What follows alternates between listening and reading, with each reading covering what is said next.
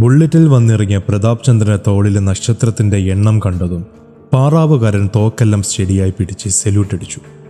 എന്താടോ, താൻ രാവിലെ ഒന്നും കഴിച്ചില്ലേ? സെല്യൂട്ടിനൊരു ശക്തിയില്ലല്ലോ. താനെന്താ ഭാര്യ വീട്ടിലോട്ട് വന്നതാണോ?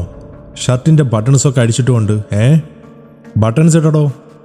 സിയായി ശബ്ദം കനിപ്പിച്ച് പാറാവുകാരൻ്റെ അഴിഞ്ഞുകിടക്കുന്ന ബട്ടൺസിൽ ലാത്തി കൊണ്ട് തോണ്ടി പറഞ്ഞു. സോറി സാർ, ഞാൻ ശ്രദ്ധിച്ചില്ല. പാറാവുകാരൻ ക്ഷമാപണം നടത്തുന്ന പോലെ പറഞ്ഞുകൊണ്ട് ബട്ടൺസ് ഇട്ടു. എസ് ഐ ഇല്ലടോ അകത്ത്? ഉണ്ട് സാർ, റൂമിലാണ്, ഞാൻ വിളിക്കാം. വേണ്ട, ഞാൻ അകത്ത് പോയി കണ്ടോളാം. അകത്തോട്ട് കയറിയതും എസ് ഐയും 2-3 കോൺസ്റ്റബിൾസും സിയായി കണ്ടിരിക്കുന്ന ചെയറിൽ നിന്ന് എണീറ്റ് അറ്റൻഷനായി അദ്ദേഹത്തിന് സെല്യൂട്ട് അടിച്ചു. സിയായി സെല്യൂട്ട് മടക്കി എല്ലാവരെയും ഒന്ന് ഇരുത്തി നോക്കി. സ്റ്റേഷൻ്റെ അകമെല്ലാം മൊത്തം ഒന്ന് വീക്ഷിച്ചു. എസ് ഐയുടെ ക്യാബിൻ്റെ ഡോറിൽ മുട്ടി അകത്ത് കയറിയതും സിയായി കണ്ട എസ് ഐ അനീഷ് ചെയറിൽ നിന്ന് എണീറ്റ് നിന്ന് സെല്യൂട്ട് അടിച്ചു. I am Pratap Chandran, special investigation team. പുഴയക്കര ഗ്രാമത്തിലെ മർഡറുകളെ കുറിച്ച് അന്വേഷിക്കാൻ വന്നതാണ്. വരൂ സാർ, ഇങ്ങോട്ടിരിക്കാം. SP വിളിച്ചു പറഞ്ഞിരുന്നു സാറ് വരുമെന്നുള്ള കാര്യം. എസ് ഐ അയാളുടെ സീറ്റ് ഒഴിഞ്ഞു കൊടുത്തു അതിലേക്ക് ക്ഷണിച്ചുകൊണ്ട് പറഞ്ഞു.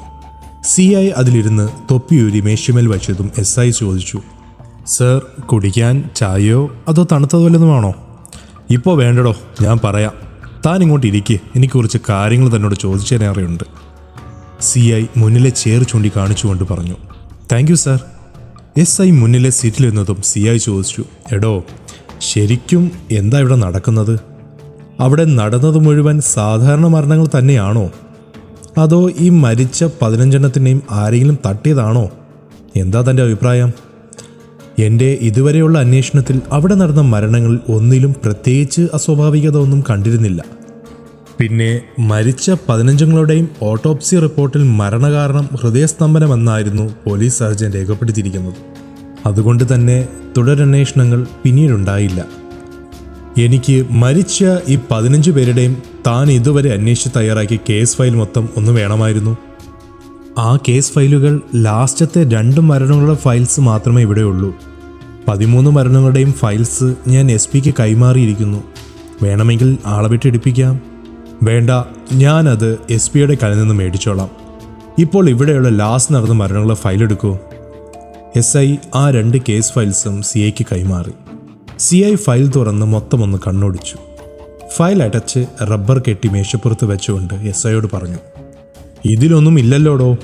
ഒരേപോലെ 15 മരണങ്ങൾ നടന്നിട്ടും തനിക്ക് അസ്വാഭാവികത ഒന്നും തോന്നിയില്ല അല്ലേ? കഷ്ടം. തന്നെയൊക്കെ ആരോടോ പോലീസിലെടുത്തത്? CI ഒരു പുച്ഛഭാവത്തിൽ SIയെ നോക്കി പറഞ്ഞു. സർ, ഓട്ടോപ്സി റിപ്പോർട്ട് മാത്രമല്ല, മരണം നടന്ന സ്ഥലങ്ങളിലും അസ്വാഭാവികത ഒന്നും കണ്ടിരുന്നില്ല. ആദ്യമൊക്കെ അന്വേഷണം നടന്നിരുന്നു, അതിലും ഒന്നും കണ്ടെത്താൻ കഴിഞ്ഞില്ല. ഈ മരിച്ച 15 ആൾക്കും ശത്രുക്കളായിട്ട് ആരും ഉണ്ടായിരുന്നില്ല. അങ്ങനെ ഇല്ലാത്ത കാരണത്താൽ കൊലപാതകം എന്ന നിഗമനത്തിലെത്താനുള്ള ഒരു കാരണവും കിട്ടിയിരുന്നില്ല. അതുകൊണ്ടാണ് പിന്നെ കേസ് ഫയൽ ക്ലോസ് ചെയ്തതും തുടരന്വേഷണം നടത്താതിരുന്നത്. കൊള്ളാം, താനൊക്കെ തെളിവുകൾ മുഴുവൻ തന്നെ മുന്നിലേക്ക് വന്നാൽ മാത്രമേ പടിയെടുക്കുള്ളൂ അല്ലേ? എടോ, തെളിവുകൾ ഒരിക്കലും നമ്മുടെ മുന്നിലോട്ട് വരില്ല. തെളിവുകളെ തേടി നമ്മൾ അങ്ങോട്ട് ചെല്ലണം, എന്നാലേ തെളിവ് കിട്ടൂ, മനസ്സിലായോ? അത് കേട്ട SIയുടെ നിൽപ്പ് കണ്ട CI പറഞ്ഞു, അത് വിട്. തനിക്ക് ഈ പുഴയക്കര ഗ്രാമത്തെക്കുറിച്ച് നന്നായി അറിയുന്ന ആരെങ്കിലും പരിചയമുണ്ടോ? അല്ലെങ്കിൽ കേസുമായി ആരെങ്കിലും കസ്റ്റഡിയിലെടുക്കുകയോ മറ്റോ വല്ലതും ചെയ്തിരുന്നോ? അങ്ങനെ ആരെയും കസ്റ്റഡിയിലെടുത്തിട്ടില്ല സാർ. ഓക്കെ, ഈ പുഴയക്കര ഗ്രാമം എന്ന സ്ഥലത്തെപ്പറ്റി അറിയാൻ നിങ്ങളെ സഹായിച്ച വല്ലവരുമുണ്ടായിരുന്നോ? ഉണ്ടെങ്കിൽ എനിക്ക് അവരെ ഒന്ന് കാണണമായിരുന്നു. എനിക്ക് ആ ഗ്രാമത്തെപ്പറ്റി ചില കാര്യങ്ങൾ ചോദിച്ചറിയാനുണ്ടായിരുന്നു.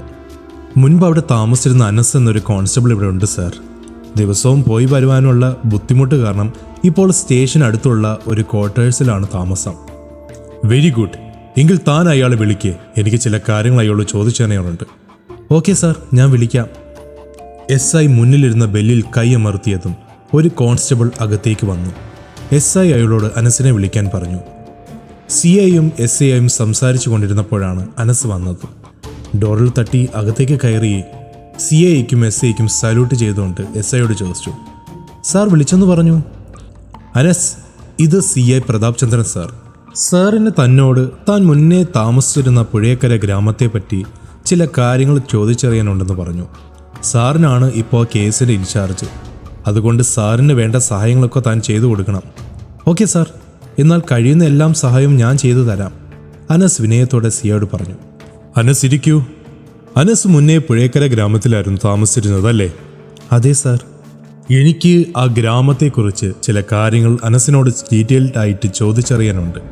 പിന്നെ SIയോട് പറഞ്ഞു. അനീഷ്, ഞങ്ങൾക്കൊന്ന് സ്വസ്ഥമായി സംസാരിക്കണമായിരുന്നു.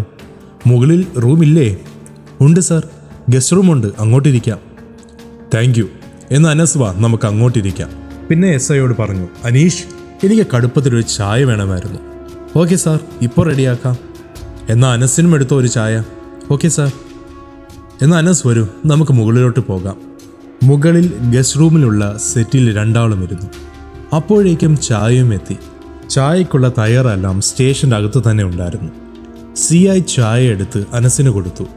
അദ്ദേഹത്തിന് ചായ എടുത്ത് ഒരു സിപ്പ് എടുത്തുകൊണ്ട് അനസിനോട് ചോദിച്ചു. അനസ്, ഈ പുഴേക്കര ഗ്രാമത്തിൽ നിന്നും ഇങ്ങോട്ട് താമസം മാറിയിട്ട് എത്ര നാളായി? ഏകദേശം 1 വർഷം കഴിഞ്ഞു. അനസും കുടുംബവും അവിടെ നിന്ന് താമസം മാറാൻ എന്തായിരുന്നു കാരണം? അത് സാർ